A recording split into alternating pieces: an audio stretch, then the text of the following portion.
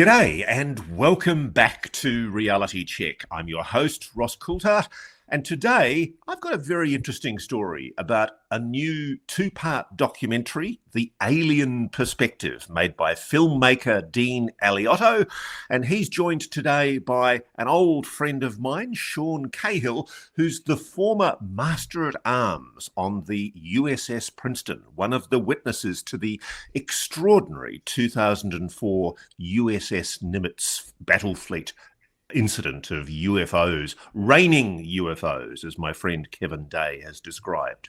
Welcome to Reality Check, gentlemen. Lovely to have you here. Great to be here, Ross. Good to see you. So, Dean, tell me first, what's the idea behind The Alien Perspective? What are you trying to achieve with this film? I understand it's on Apple TV in 2 parts. Tell me all about it. And Amazon. So the idea came about because I had made this film many years ago, 37 years ago, right out of film school, called The McPherson Tape, which was the first found footage film. And it was about a family being abducted because I'd read the book Communion, scared the crap out of me more than any Stephen King novel. And so I made... Can I stop you there? Because I'm so pleased you started with the McPherson Tape, because I know your work on the McPherson Tape and I rewatched it last night and it's still scary. But what really blew me away about that film was you managed to, I mean, it was kind of, for me, whilst I enjoyed the fact that it was such an incredibly persuasive film, that it was authentic footage. It was kind of like Blair Witch Project. What really kind of upset me a little bit was that people were fooled. Like Tom Dongo, one of the old eminence grees of UFO researchers, was fooled. And I think I've forgotten his name. There was a Lieutenant Colonel Don Ware. Yeah. I felt very sad that they were essentially tricked. Tell me, though, the context. What was the fallout from the McPherson film?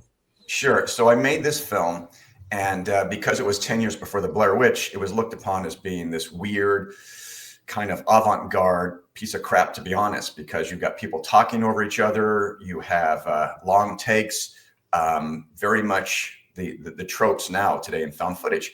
Well, I made this thing, and then it got distributed miraculously. But then a month later, the distribution company, I called them to say, hey, how is the movie doing? How's it selling? And he goes, oh, it's up in flames. And I went, yes, that's great. How many units do we sell VHS? And he says, no, mate, it's gone, as in up in flames. Our warehouse burned to the ground. So your master, gone. Your artwork, gone. And so I thought, well, that's the film god saying, nice try, kid, move on. And so I did. And then 5 years later, I get a call from some guy that just came from the International UFO Congress Convention, where the film screened without any credits. And so we reverse engineered this and discovered that someone had edited off the credits and injected it to the UFO community, because a few mom and pop video stores, which they used to have back then, got an advanced screener. And so it ended up at this International UFO Congress Convention, and it brought the house down. So this guy called to say Unsolved Mysteries, hard copy, and a Fox show called Encounters want to do a segment on this. And I said, well, I guess Unsolved Mysteries is out. And this guy I know that's a whole other story. He said, well, not necessarily. And I said, yeah, it's called Unsolved, not Solved Mysteries. So we'll go on this Fox show. And we did this thing. And so I think I guess I'm the first filmmaker to ever debunk my own film because of that very reason, Ross, which is I didn't want to have this on the plate of serious UFO researchers. So I did everything I could. I posted pictures when the internet hit of behind the scenes, everything, and just said, look, this is an example of what might happen if this goes down, but this is not the real thing. And I brought actors out from the film, everything.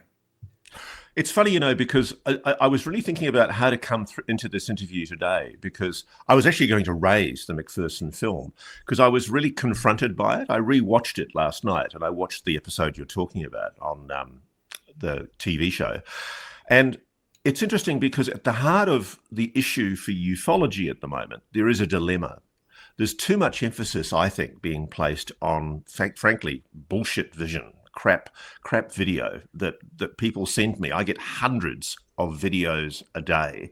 People haven't done any checks, any prosaic checks to see whether or not the video might be explainable away prosaically. And it's a big issue because with AI these days, it's just so easy to fake, to forge genuine looking, authentic looking UFO vision. What do we do about that? Isn't that a big dilemma for the whole subject matter? Well, I go online and I kind of am that debunker in the sense of if it's bunk, I'm going to underscore it and do that because I have a little bit of savviness doing special effects on films where I can see where like the frame rate is off or whatever, but it's proliferated to the point where it's just this onslaught bombardment. And so my feeling is that I thought, which was the reason why I actually made the first documentary, The Alien Perspective Part 1, was I got invited for the 25th anniversary to go back to the International UFO Congress Convention and to present, they have like these 75-minute TED Talks essentially. And I said, at first I go, I'm not interested in that because I don't know how I'm going to be received because I take my work very serious, but I don't take myself serious. And I feel like kind of the Forrest Gump in all this. And he said, no, they're great. Tons of levity. Don't worry about it. And I came and fell in love with the community. That was 2018. So I've always been kind of an armchair prosumer. And then I became an armchair expert because I've done documentaries for A&E, Bravo, et cetera. I thought, boy, there's a real opportunity here to tap into the UFO community and serious experiencers as well as accredited people from Oxford and get Michio Kaku. Because I've done science docs, I can pull these people in and have them talk, even as a hypothetical, about this. And so the one thing that I knew that I had to do, because we've seen so many UFO docs, Ross, you've seen tons, is to present it in a way that hasn't been done before. And what I do as a filmmaker is I look and see what everyone's doing, then I do the opposite. In this case, all of the UFO docs, out of necessity, are all told from the human's perspective. I consulted on James Fox's The Phenomenon and believe in that. However, I thought, what if you did this as a hypothetical? What could be gleaned from this, looking at it from the alien's perspective? So that was the thesis, and that sent me off on a 7-year journey, 66 interviews, and 4 countries later. It's time to get it out there, and it's pretty wild because I'm serving two masters. One is the UFO community who know everything, and then the other is to get people who are kind of bi UFO curious and come on board and say, we're going to start at NASA. We'll go easy, but then we're going to go hardcore. And that spans over 2 films. The first one is out. The second one drops June 1st. Now, one of the incidents, of course, that you talk about is the USS Nimitz battle fleet incident that took place in 2004, which is, of course, is one of the definitive UFO UAP incidents where, for the first time, you had multiple sensor systems, multiple grade A human eyeballs on these objects, giving definitive witness statements, credible statements, and more importantly, you had phased array radar systems. And one of those eyeballs was you, Sean. I think you were standing on the bridge of the USS Princeton as Kevin Day was calling in what they were seeing on the screens. Can you talk me through that? That's correct. Over the course of a week, back in 2004, I was stationed on board the USS Princeton as the Chief Master at Arms. Kevin was calling me up on the bridge, and we were coordinating ship movements to aid him in focusing the radar, pointing it in certain directions, and keeping the watch officer's eyes on the skies for anomalies as he was detecting them on the radar.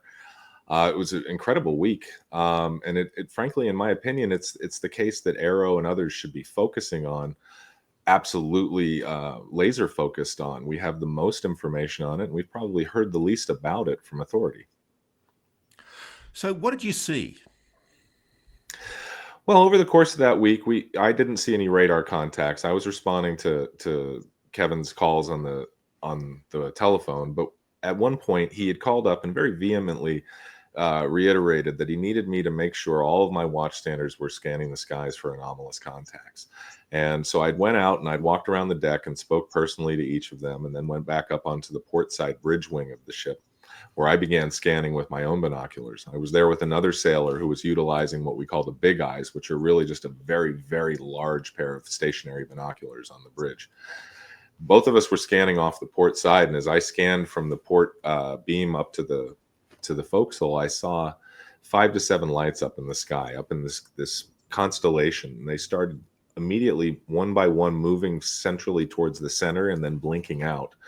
And I'd never seen anything like that at all. I'd spent years training people in use of flares, different weapon systems. I'd been exposed to all the different weapon systems we have, whether they're defensive or offensive. And I knew what I was looking at in the battle space. And I had never seen anything that closely packed maneuvering like that before.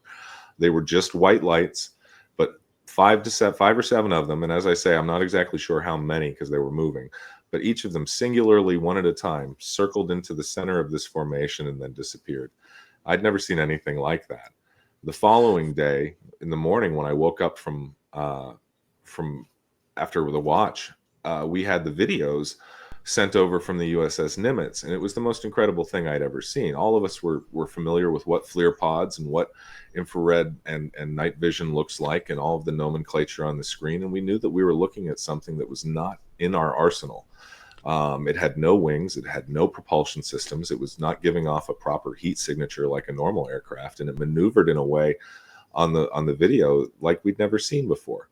And as we all know now, the corroborating evidence from the pilots and what they saw says that what we were dealing with that day were not human-derived aircraft. So put me into Dean's brain on that subject. What's the alien perspective on the Nimitz incident that we haven't got to date? Me or Sean? Sean or you. I'm really open to. I'm really open to both of you. Why don't you take this, Sean? When I met Dean back in, I believe, 2018, he was one of the first people that I met in the UFO community. I was introduced to him by Luis Elizondo at Comic-Con here in San Diego. We'd met up and did a little thing for, I believe, Den of Geek to promote some other stuff. I believe the show Unidentified that I was appearing on with Luis. And in that evening, Dean had shown me that I was so lucky that I had found someone that was of the same moral set, had the same ethics that I did, cared about people the same way that I did, and wanted to tell a true story about what we had experienced that night, and in those surrounding days. And for me, what Dean brought to the table was a humanity, a piece of the connection that was missing from all of this. What was happening at the ground level for the people that are noticing and interacting with this phenomenon when it occurs. And he told me that we were going to tell a different story, that we were going to talk about what we derived from that interaction. What could we say about whatever this phenomena is, whether it's alien or some other strange thing that we don't understand. And from what I've seen from the work that he's done, he really started to capture that. And I want to see more from him, and I want to see more people talking about what happened at the ground level. And then corroborating that information with the data we have gives us a much better picture of what people have experienced and what we may be dealing with. That it doesn't seem like, frankly, the government is going to share that information with us right now. So, Sean, can I just get into your brain a little bit, though? Because you and I have spoken before about how profound an experience this was for you. And I think one of the things that interests me is this was quite a spiritual thing for you, wasn't it, this encounter? It was a real wake-up. Can you tell me, if we're looking at a film from the alien perspective, if you like, what do you think was the intention of whatever the beings or the intelligent, sentient creatures that might have been behind those objects? What was their intention that day in 2004? It's a very good question. Some people might ask why out of 400 crew members or myself and Kevin Day, people that speak up about this. Not only, there were other people that were involved. In the past, I was more reticent to discuss this, but Kevin and I are both two men who have been experiencing this phenomena for as long as we can remember. It goes all the way back to our childhoods. It intersects with numerous points in our lives and other people in our lives. And we've sought answers for this. I don't have a good answer for it because I still think we're missing data on that event. But there seems to be something occurring that certain individuals, certain people are noticing things in the environment, whether their brains are operating on a different frequency, whether their state of mind has something to do with it. There's a great deal of data involved in that. I have to say, though, if I'm going to be courageous in my answer, that after all these years, I do think there is something to the phenomenon that is trying to wake humanity up. Exactly. And trying to wake them up to an aspect of our existence that we're not paying attention to, and something that is just incredibly important to our continued existence to pay attention to and to interface with. And I know it's confusing, especially when you have the military and the intelligence complex running point on this subject. But there does seem to be something involving consciousness and awareness that we need to focus on, I believe. So, Dean, let's talk about that, because to me, I've always been struck with Sean. I've always admired your honesty and your candor, Sean, in speaking so openly about how profound that experience was for you. And I've always been intrigued by the fact that there were earlier experiences in your life that may in fact be connected to the broader experience that you had with the phenomenon.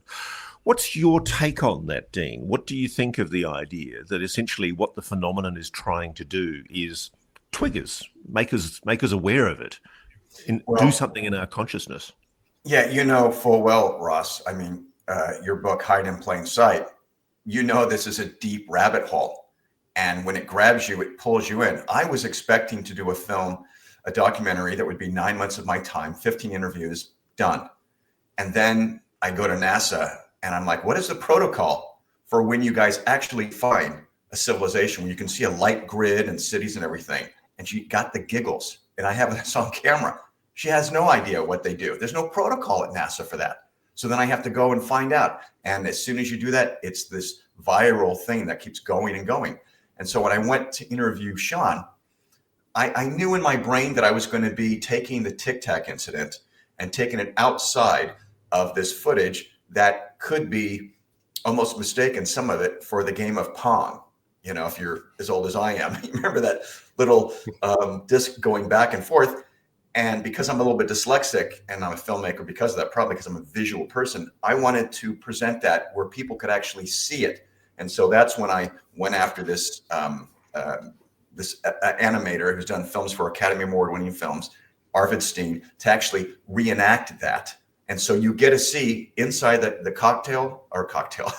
cockpit of Commander Fravor. You get to see it from the Tic-Tac's perspective. But getting back to your main question, can I just say congratulations on that, by the way. It's a fantastic looking film, beautifully shot, lush, gorgeous production.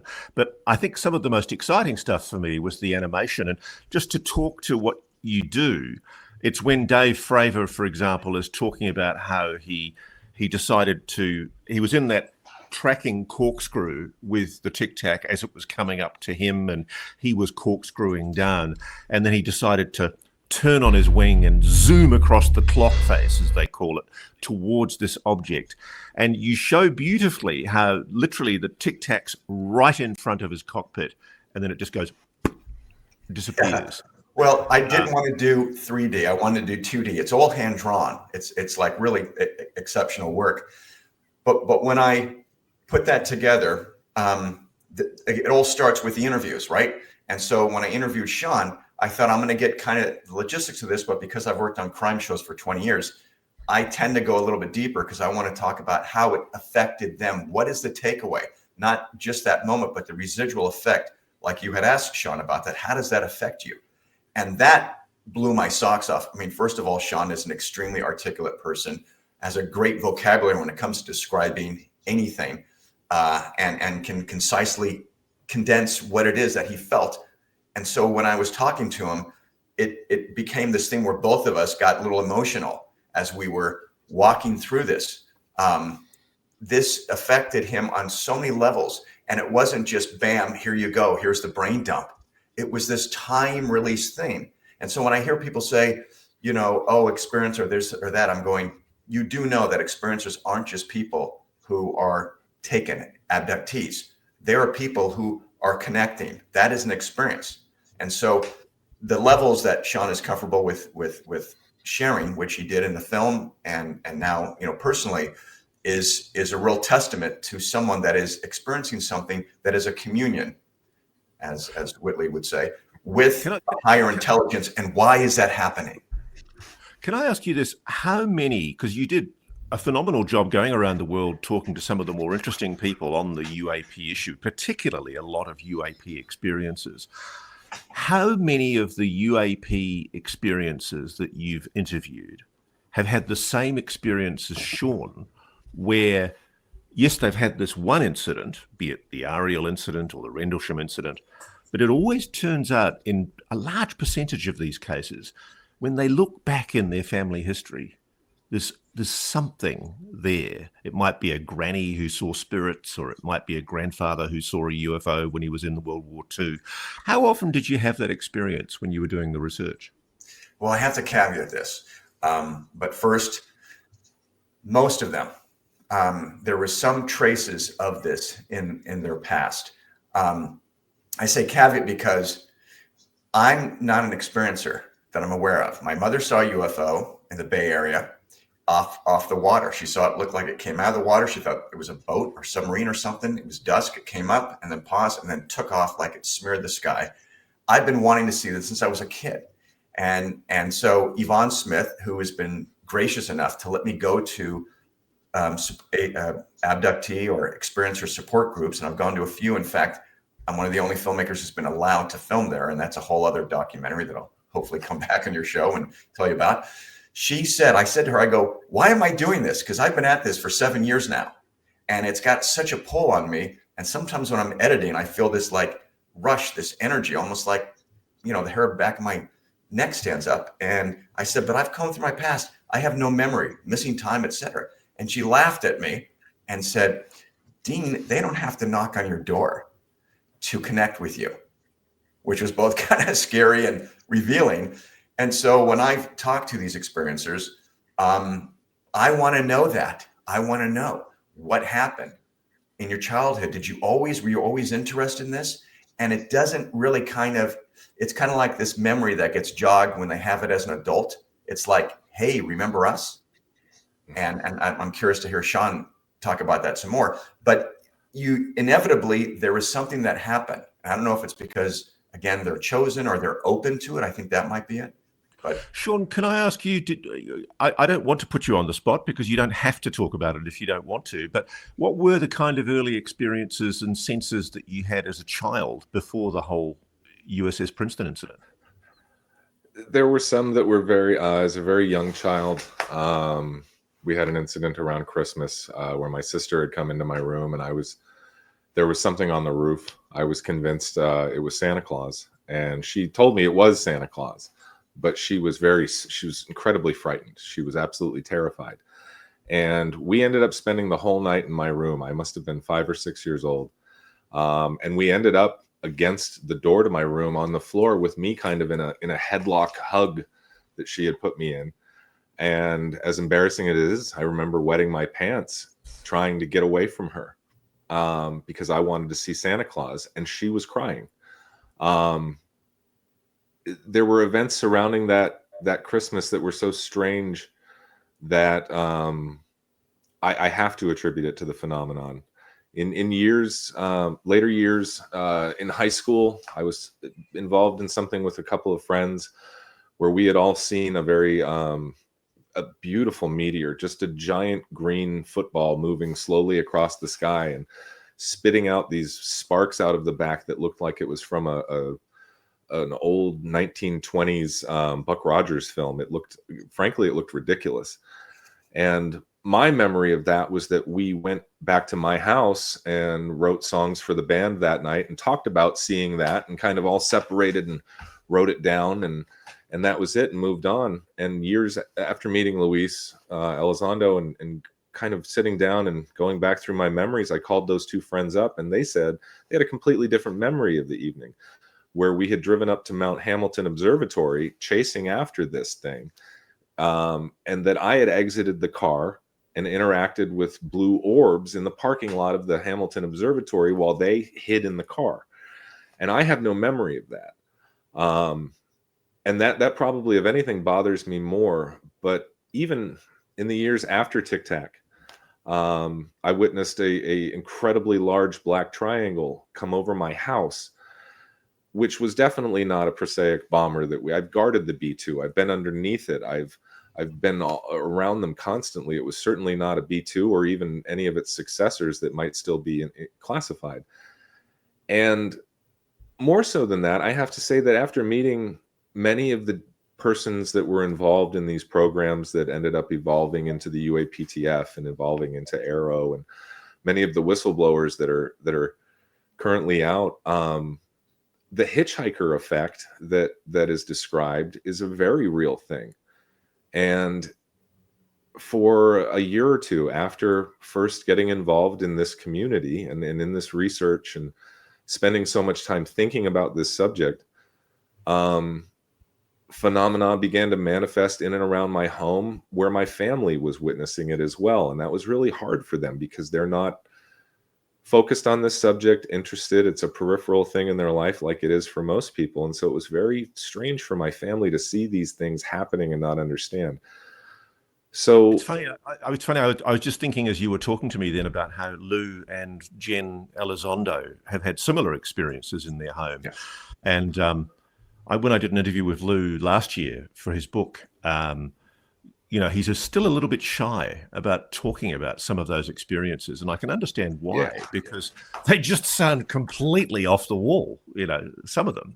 He's given me permission to say that we've had experiences together while at his home. That my family was also present for, and witnessed and videotaped things that others believe they've debunked. But at this point, we still certainly have not, and we're all rather educated on the subject. I mean, I was a crash accident investigator as part of my duties in the Navy for aircraft, and I know what aircraft look like, especially on high definition video that I've taken myself that I was present for. So it's very strange. There's a familial aspect for me as well. My father was a World War II Foo Fighters witness while the waist gunner and radio operator on a B-17. Oh, this does my head in. I'm amazed how often this runs in a family. I had a conversation with I'll have to be discreet here, a federal minister of the Australian government about 6 months ago, and it still sticks in my head because he told me this incredible story about how he was walking out of a government office in the middle of central Sydney, so very crowded street. There's thousands of people at lunchtime, and he's waiting for the Crown car to come and pick him up. Very important guy. And he's there with his press secretary standing there with a bundle of papers. And as he looks up, he sees this giant metallic egg hovering in the square. And he looks at his press secretary, and his press secretary is clearly oblivious to it. And this minister is a very important figure in one of our governments, our previous governments. And he said to me, Ross, I will deny this if you name me, but basically, I want you to know it's real. And more importantly, I just knew I had to ask him, just as a matter of interest, did your dad or your mum or your grandfather, your grandma, did they have experiences? And he looked, how did you know? And it runs in families, this. It's really weird. And I feel it's a disservice to the reporting on this subject matter that we often don't discuss this aspect of the phenomenon, that it seems to be familial. It seems to run in family lines. What's your take on that? It's also weird that Sean and I, turns out, grew up in the same in the same town pretty much. We discovered that later. When I forgot how it came up, but yeah, we were hitting the same haunts. Your cousin gave me a gold watch when we were in second grade. I hope it wasn't stolen. It was. I may have an Alioto family heirloom in my dresser. So, Dean, let's talk about that. I was really thrilled to see you spoke to Salma Siddiq, who's one of the Ariel what do you call them, witnesses at the Ariel incident in Rua, Zimbabwe in, is it 1994? Yeah. I'm really struck for how profound those beautiful little children they found that experience of engaging with what appear to have been non-human intelligences on their account. Is there the similar kind of stuff in the background with Salma? I know that from the Randy Nickerson documentary, the school principal turned out to be having similar experiences to what we've just discussed. But is there something that you've found with those children, with those witnesses that you've spoken to, similar to what we're talking about? Yeah, it's interesting because, again, when I started out, one doc, one and done. Well, it bloomed up to 4 episodes, and then those got so big that everything got bifurcated. So there's the Alien Perspective Part 1, then there's Part 2. Then there's 2 other documentaries. One is going to be all about John Mack. And then the other one is called The Experiencers. And Salma is in, I believe she might be in that, but she's definitely the John Mack stuff. And what's interesting is that when I interviewed her and was asking her about that very thing, she wasn't sure. Like here's the thing, Sean will tell you this. You have to be willing to go on that journey and go inward. Some things get lodged by having that experience as an adult. Other things don't. But you really have to sit with yourself and think about it and comb through, and you will find things. But I don't think that was, accidental. I mean, for me, I knew something else went on during that event, by the way. And in the John Mack doc, you're going to see what that was. There was something else that happened. And so I don't want to kind of give it away, but it wasn't just this thing. There was something else going on. And so I think that this is all part of something that is happening, an awakening that's happening. And the question is, why now? And I go, well, with technology, because the 2 messages that they say is your technology isn't helping you. And for the longest time, we thought, oh, it's nuclear weapons. I don't know that it's not smartphones, that it's not the technology we have now. And the other thing is, you're ruining your planet, and they show them images and everything. And so I kind of, wonder, because if you went back 100 years and you'd say technology is not helping, or 200 years, you go, oh, the printing press, that's bad. Now it's relevant. And so that's maybe why, this has been reported more so in the 1900s and 2000s. Do you know, it's funny, Sean, I'm really struck by a Doctor Who episode I once watched. And I sat there with my daughters and we watched it, and I've forgotten their names, but there are these creatures that you can only see out of the corner of your eye. And they're there, but they're just out of the realm of immediate direct consciousness. And I just have this gut feeling, because I've spoken to Lou, like you have, about some of the really weird phenomena that he's had. And I know and I empathize with you that a lot of what you've experienced is quite personal, and you probably don't want to talk in a lot of detail about it. And Dean, I'm sure there are lots of witnesses that you've interviewed for this film who've described this phenomena. There's the one main experience that we all focus on. But I just have this worry that what's really most important is what's going on just out of the corner of our eye, that there is a motive by whatever this intelligence is that goes a lot further than just one individual incident, be it the USS Nimitz incident in 2004, the Rua, Zimbabwe aerial sightings in 1994. What's going on? I mean, I know you don't have the answer, but speculate for me, Sean.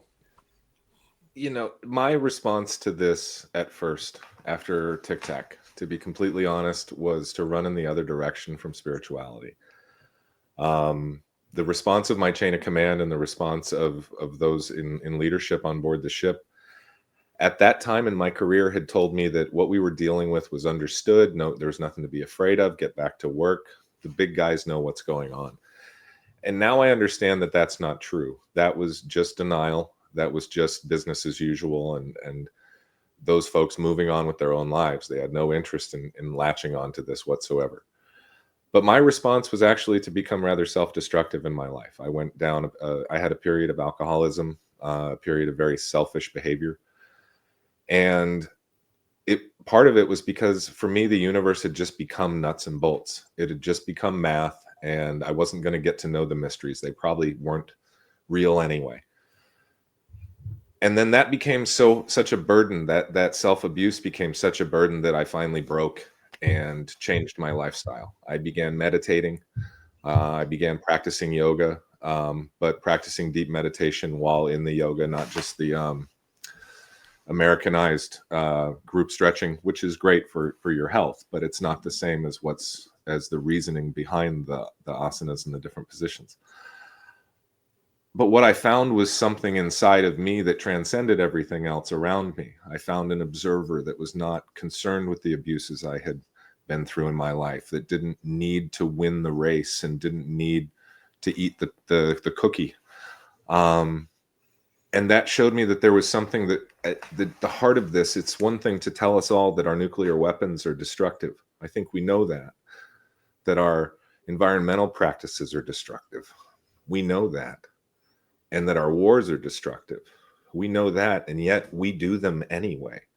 And we engage in this behavior every day because we have a 50-50 set of people, some of us selfish and some of us less so. And that what that does is create an environment where being your true and honest self is no longer something that is conducive to your survival. You must participate in this society of greed and want and need to have a proper life with your loved ones. And if there's anything I think they're waking us up to, it's that at the core of our actions, it's not about the bomb. It's not about the war. It's not about the pollution. It's about what's in our heart when we're committing those acts in our own home and against each other. And I don't think we understand that yet. And if we're lucky, they're here to tell us about that. And if we're not, they're here to pull one over on us and act the same way that we're acting to each other. I might as well ask you this, Sean. Do you buy into, because there's two debates in ufology. One is the threat narrative, and the other is they're all lovey-dovey. And I don't ascribe to either of them. I think there's probably some malevolent, some benevolent, if there is life forms, and I'm sure there are. Isn't it a silly debate, that polar debate, whether or not there's a threat narrative behind the whole alien issue or whether they're benevolent? I know Dr. Stephen Greer, for example, gets very frustrated with the idea that we sometimes talk about a threat, that Lou Elizondo talks about the possibility of a threat being posed. But in and of itself, you're a military man by training. Isn't something we don't understand a threat? Absolutely. As a law enforcement officer, we talked about opportunity, intent, and capability when we were discussing suspects and the use of force and deadly force. The phenomena has the opportunity and the capability to do nearly anything it wants. It seems to defy physics. It seems to, at times, control the people, or at least manipulate their consciousness when they're interacting with them. All of these things are they're illegal if they were occurring within our society. So they're things that we cast moral aspersion on. The fact is, the phenomena does not make it easy for it to interact with. Regardless of what Stephen Greer says, sitting down and meditating is like opening up without understanding your intention, what you're aiming for, or what you're talking to. You have no idea. It's like picking up your telephone and just wondering if someone's going to be on the other side. You don't have a number you're dialing. You don't know. And it's clear that this phenomena understands our own consciousness better than we do. So while I won't say that the phenomena itself is negative, many of my experiences were borderline terrifying. If they are so advanced and so intelligent, I would appreciate an email or a phone call. And I don't mean to be flippant. You could send me an email and say, hey, come meet the phenomena in this field at this time, and we'll shake hands and and you don't have to be scared. But they don't do that. And so we're at a spot with the phenomenon where many are coming out and talking about psionics. They're talking about meditating. The term coined by Stephen Greer, CE5, which I don't include in J. Allen Hynek's CE 1 through 4. I think that's for Mr. Greer alone, because it's not fair to say that you're calling in spaceships. I don't believe that what people are interacting with when they go into a beautiful place inside and meditate and phenomena manifest, I don't believe that's the same thing that may have been retrieved in 1947 by the US government. And I don't think it's the same thing that we send out paramilitary teams that rumor says are now conflicting with each other to retrieve these materials. I don't think anything I would pray through my heart to needs a vehicle to arrive here. And I'm not a religious man, But I think that we're really muddying the water by suddenly saying that you can sit down and meditate and control a spacecraft. I agree. In fact, thank you for those very profound comments. Dean, you've had the opportunity to travel the world and talk to some of the most interesting brains as commentators, but also experiencers on this issue. You call your film The Alien Perspective. As Sean's describing there seems to be some method behind the madness because, I like Sean often think, why the hell don't these intelligences, if they exist, why don't they just manifest themselves? Why don't they just show themselves and be far more overt and put the mystery to rest? In the heart of it, isn't that the fundamental mystery behind whatever this intelligence is? And have you got an answer for me? Why? Why don't these intelligences, as Sean describes, they operate in such a weird way? They're just there out of the corner of our eye, trying to twig our consciousness. They've always been there, and I'm profoundly struck by how many people I've spoken to who are experiencers. When you needle them a bit, sometimes they don't even realize it, and they call me back a few days later and they go, you know what? I did have a granny who said she saw strange things in the kitchen once. People often realize after the fact that it's always... Why is that? What's going on? All right, so this answer is going to blow everyone's mind, and they're going to just get so many numbers. It's just going to go nuts. You ready for this? The first thing I learned in the first year of the 7 years of this documentary was all the stuff that I didn't know that I thought I knew. I think where I've arrived at, and I'm agnostic, I'm spiritual, but I try to be open to everything because first law is no one knows anything, is that this is being controlled by them. I don't worry that much. It doesn't keep me up at night worrying about us being taken over, because it would be very simple for them to send the size of like fruit fly drones and drop some chemical that would melt humans, leave the animals if they want. You could assign it to certain DNA of a creature and then just move in. That's not the case. What they seem to be doing is observing us like we would observe, tag, if you will, bears in the wild and everything. We are animals and we forget that. Proof of animals is that we fight and we're very emotional. We haven't gotten to a place, transcendental and otherwise, where we realize, oh, if I hurt this person, I'm hurting myself. So I think they're keeping everything at bay. But I do this thing where I walk people through, what is the wish fulfillment? Well, the wish fulfillment is that, like you just said, Ross, they show up on the White House lawn. Let's walk through that. They show up, they don't get shot down. Miraculously, they land. The alien gets out. Then a spokesperson has to go up to them. Now, if we go with the UFO beliefs and stories that are corroborated across the board, across countries, it's all telepathic.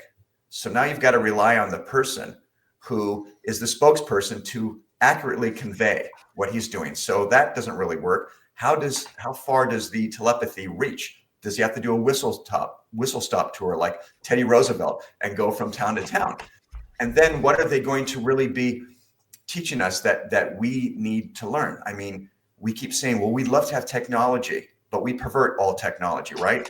So we're not at that level. And we go, well, we'd like to have them clean up the pollution here. And I keep going, so you want your parent, a parent, to come in, clean it up and say, now keep it the way it is. We won't.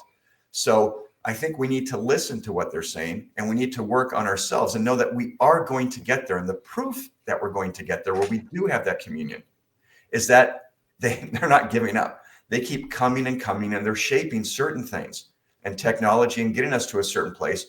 But we have to do half the work. I always say we've got to meet them halfway on the bridge. One other little thing is, I think that these experiencers, and this is a belief I have, and I hope no one's offended by it, but I do believe a lot of them, and John Mack talks about this, that they agreed to do this in another life. And there's some belief, there's a term belief that they have maybe come from their plan or their future, if they're from the future or another dimension.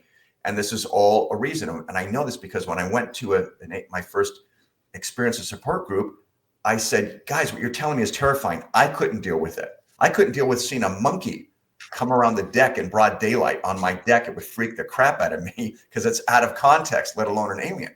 So you guys are so terrified by this. Show me, raise up your hands. How many people would, if they could go back, have this not happen after you've told me all this? And there's 15 people in this room, from lawyers, doctors, etc.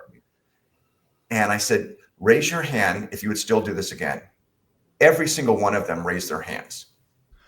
Yeah, I think that's really interesting because everybody I've spoken to thinks that the experience, albeit, as Sean says, at times terrifying, it's the most profound thing they've ever had happen in their life. And I'm amazed. I mean, as a journalist who's done a lot of confronting stories about crime and corruption, I don't think I've ever had so many intense emotional conversations with people as I have had doing the research that I've done for this investigation.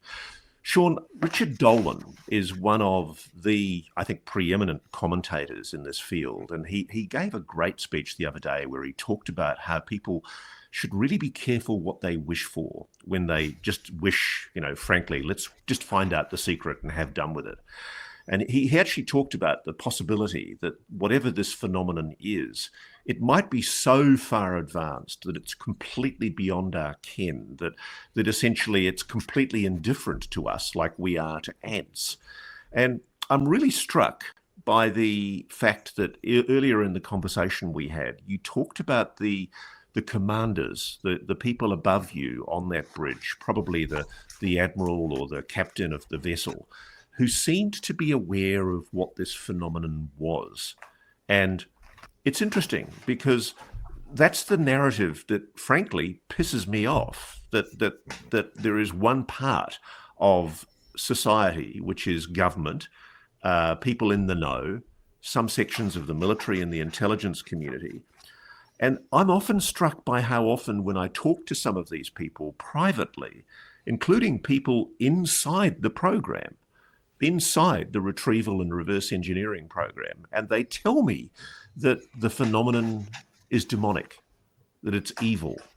They talk about angels, and they see this through the prism of evangelical Christianity in particular. What do you think of that take, Sean? I was raised Catholic. I never voluntarily participated in it. And as a young teenager, I made a proclamation that I would not return to church. And I never did, unless it was a wedding or a funeral, to be honest with you. I had a lousy relationship with what we all call God up until probably my late 30s, early 40s, when I began meditating. And when I began understanding finally that if you were willing to, you could find the piece of yourself that's more than flesh. And that, at least from my experience, it wasn't connected to any dogma or faith. And so then it became an investigation of the various world's religions and their various practices, and how do the holy people of those sects interact with their phenomena that they call God. I think we're dealing with a universe that we have looked at in a binary fashion, that we look at as either black or white, off or on, and occasionally a small gray area in the middle. But what we don't seem to understand yet is that everything in this universe is on a spectrum of some kind. And whether it's light, energy, matter, everything is vibrating. All of those things are important distinctions to make. Everything is truly connected, even if we don't feel it or can't parse how it's connected, if we can't see those connections. The fractality of the universe tells us that we are inside of a system that we just call life. And it's more complex than that. At the end of the day, the phenomena seems to understand it better than we do. But on that spectrum, your personal brain waves, body state, level of stress, level of cortisol, they change how your brain operates. They change whether it's operating in beta, alpha, theta, gamma, delta, all of which have different meanings that most people won't know, but some mean sleep, some mean alert and stressed out, some mean relaxed, and some mean incredible data processing.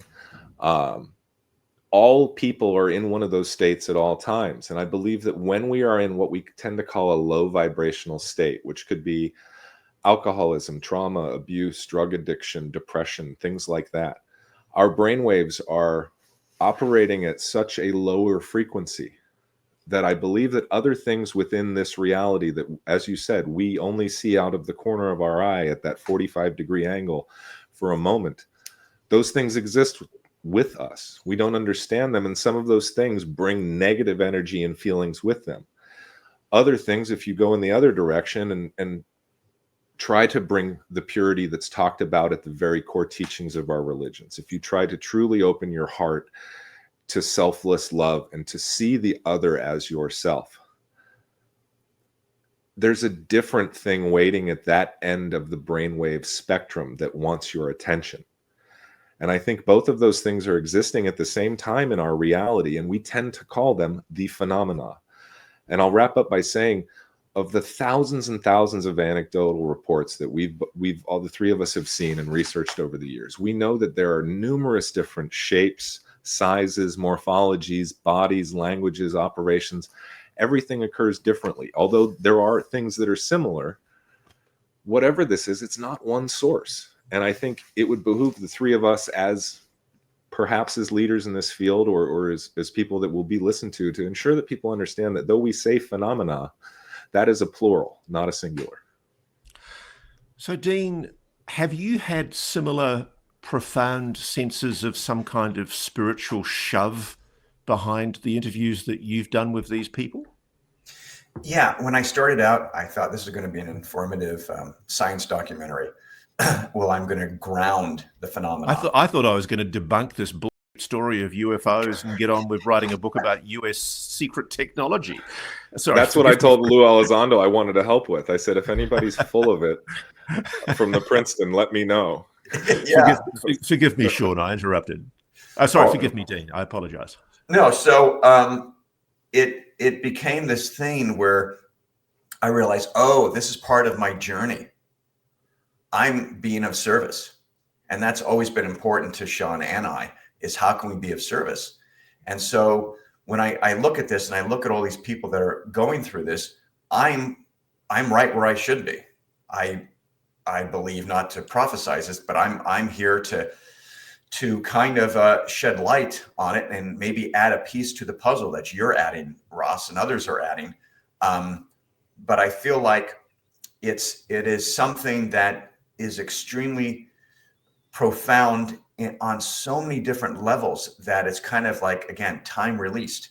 And so as much as we want to have all the answers and we want a UFO tailpipe to be dropped on the next congressional House hearing and go, wow, here it is. And here's a dead alien arm. For the thousands, hundreds of thousands, who knows how more experiencers, they've had that, communion with them. And so I feel like it's part of our evolution, because we're going to be doing that very same thing. We are going to discover time travel. It's inevitable. Einstein predicted it. And we're also going to be able to discover new physics that are going to take us to other dimensions of planets. And so, you got to respect the prime directive. But there's certain things that they're doing that feels like they're almost authors in our existence. And as Lou would say, Lou told me at that same, Comic-Con convention, he said a portion of the generals he talks to when he was briefing them say, you're doing God's work, right? And another portion says, they're demons, right? And so it comes down to the limitations of one's imagination. And whenever because I'm a writer, I can't afford to be too rigid, to be too brittle, and to close up my toolbox and say, I have everything I need in here. Can't do that. I have to be open to everything. And so I found that the one common denominator in all this is that there is a spiritual component here where they do want us to get to a certain level where we are all not kind of like a hive mentality where, again, we're all here experiencing this wonderful thing. We are gifted. I mean, I'm excited about finding another planet that's Earth-like, but the odds that it's going to have the right gravity, the right sun, the right distance, all these things that's perfect. We have something that is so amazing. And so at the end of these 7 years, I find myself looking at these documentaries and realize that there's two messages that came through for me. One is to have empathy for the experiencers. That needs to stop now, because you wouldn't say to someone who got abducted by someone, you wouldn't say, oh, was the van white or was it black? Was there duct tape or rope? They do that with aliens. They go, oh, it was a ship. Was it triangular? Was it whatever? That stops now. And the second thing is that our planet is this amazing gift, and we are connected with it as much as it is with us. And we can destroy it as much as we think we can, but it'll recycle.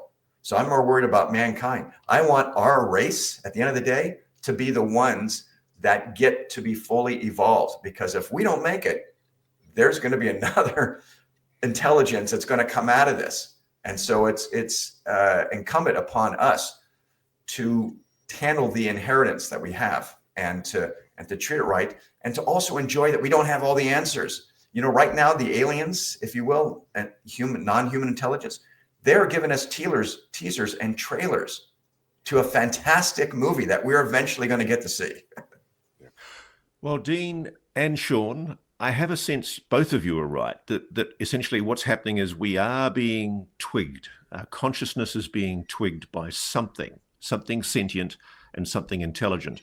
But as Sean says, it's a journey that we have to make as a spiritual journey on our own in order to be able to comprehend it. Thank you, both of you, for joining Reality Check, and I wish you the very luck with your film, The Alien Perspective. Just remind us again, Dean, where can we watch it? Sure. You can see it on Amazon or Apple TV, and I'll also be posting about it on my Instagram at Dean Alioto. And Sean, when are you going to write a book? Come on, I want to hear it. I'm receiving quite a bit of encouragement to do so. I've considered it. Right now, I'm mostly focused on the company I've started with a few other people called Project Nanu. We're creating a social media platform where people who are experiencers or just very generally interested in the phenomena and other mysteries of the world can unite and share their evidence with each other. We look forward to releasing that this summer, but I appreciate the poke there. Maybe I'll let you know if I start writing one. Thank you to both of you.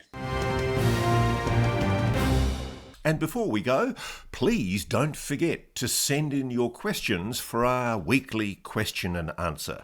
You can email us at realitycheck@newsnationnow.com. We look forward to hearing from you. Thanks for watching.